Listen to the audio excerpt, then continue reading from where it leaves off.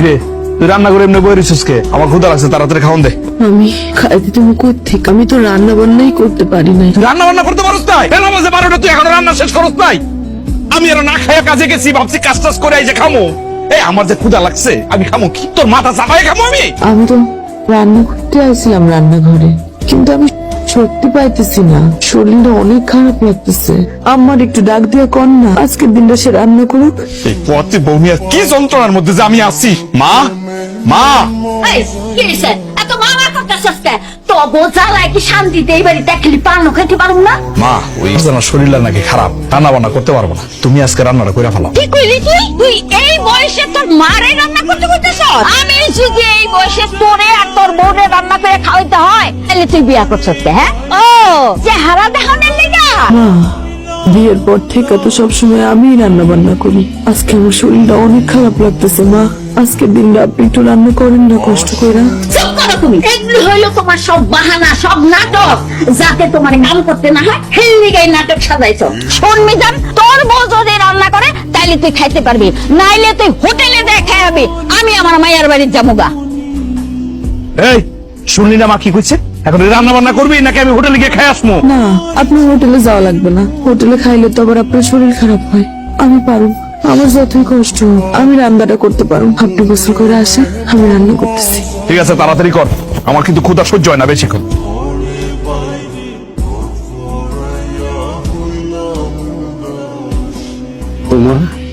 আমি তোমার সাহায্য করি। না আব্বা, আমি একলাই পারব, আপনি যান। এই বৌমা, এদিকে আহ। আম্মা কিছু করবেন? দিন রাত খালি উঠান ঝাড়ু দিলেই চলবো? হ্যাঁ, আর অন্য কোনো কাম নাই? এই যে ঘরের পিড়াটা খসে গেছে, এটা চোখে বাঁচে না? যাও পুকুর থেকে মাটি না তাড়াতাড়ি পিড়াটা লেপা ফেলাও। কয়দিন পরে আমার নাতি নাক কুড়াইতাছে, বাড়িতে মানুষে ভরে দেবো। হেরা যদি এই অবস্থা, তাহলে কি মনে করবো? হেরা তো মনে করবো এই বাড়িতে মানুষ থাকে না, গরু ছাগল থাকে। যাও তাড়াতাড়ি। আম্মা, আমার এই অবস্থা আমি কেমনে বসে বসে পিড়া লেপো? আমার শরীরটা একটু ভালো হোক, আমি তারপর পুরা বাড়ি লেপা দেবো। তোমার শরীর সুস্থ হইতে হইতে আমার ঘর বাড়ি সব ভাঙতে পড়বো। আজকে এই মুহূর্তে তুমি পিড়া লেপবা। আমি উত্তর পাড়া রহিমগো বাড়ি যাইতেছি। আয়া যান দেখি সমস্ত পিড়া লেপা হয়ে গেছে, নাইলে খবর আছে। তা কামছো ঠিক আছে, আল্লাহ জানি বিয়ে করায় নিয়েছে। আমি দোকানে গেলাম। শোনেন না, আমার কইলো পিড়াটা একটু লেপা দিতে। আপনি একটু আমার এই পুকুর থেকে কাদামাটি এনে দিবেন। আমার এই শরীর নিয়ে তো আর আমি কাদামাটি আনতে পুকুরে যাইতে পারুম না। বাহ বাহ বাহ, ভালো লাগছে রে তোর কথাটা, আমার ভালো লাগছে। তার মানে তুই কইতেছাস ঘরের কাজ আমি করবো, বাইরের কাজ আমি করবো না? তাহলে তুই কি করবি?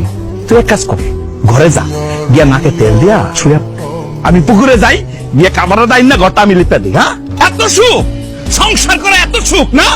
যা তোর কাজটা তুই কর, আমার কাজটা আমার করতে দে। কে গো পুকুর ঘাটে? হে আল্লাহ, ভাবি এই শরীর নিয়ে আপনি পুকুর ঘাটাইছেন কেন? আর কইও না বোন, বাড়ির পিড়াটা সামান্য একটু ফাইটা গেছে। শাশুড়ি কইলো এই পিড়া এক্ষণ লেপা দাও। কি করুন, পিড়া লেপার জন্যই কাদামাটি নিতে আসছি পুকুরে। তার শাশুড়ি কি মানুষ নাকি অমানুষ? আপনি তো ঠিকঠাক ভাবে হাঁটা চলাই করতে পারেন না। এই অবস্থা আপনারা পাঠাইছে পুকুর থেকে মাটি নিয়ে পিড়া লাগতে। জামাই মিজান ভাই কই? কিছু কয় না আপনার শাশুড়িরে? সে আর কি করবো, মার পোলা তো মার কথাই করবো। সব কাজ করতে যায় যদি আপনার পেটের সন্তানের কোনো ক্ষতি হয়, আপনি সব কাজকর্ম করেন না তো, আর আপনার শাশুড়ি কোনো কথাও শুনবেন না। কি করবো বোন, শাশুড়ির সংসারে আসছি, শাশুড়ির কথা না হলে তো খাইতেও পাবো না। তা আছে কপালে আমার সন্তান, তাই হইব। যাইতে রইলে আবার সে চিল্লা পাল্লা শুরু করে দিব। একটু ধরবা?